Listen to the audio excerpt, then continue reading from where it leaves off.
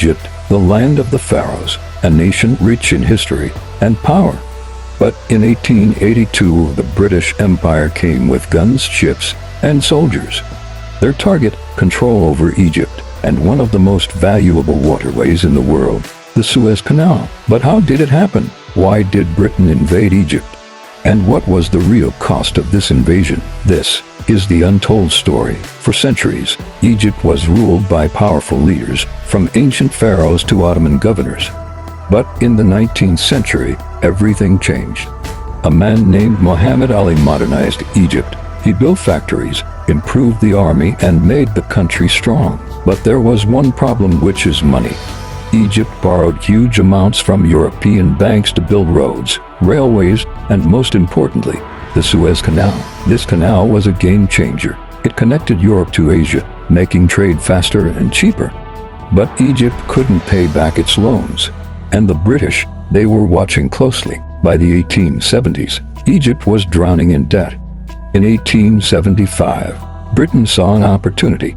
The British Prime Minister, Benjamin Disraeli, secretly bought Egypt's shares in the Suez Canal.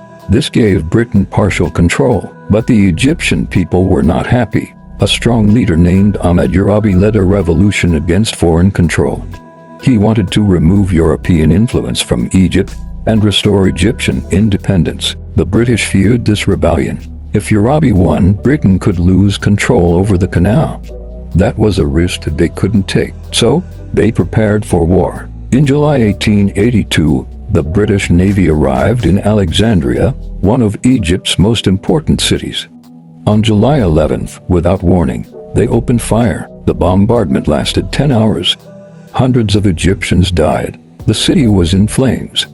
The British then landed their troops and marched toward Cairo. Urabi and his army fought bravely, but they were outgunned. At the Battle of Tel el-Kebir, the British used modern rifles and artillery. The Egyptian forces stood no chance. By September 1882, Cairo fell. The British had won. With Egypt under British control, Urabi was captured and sent into exile.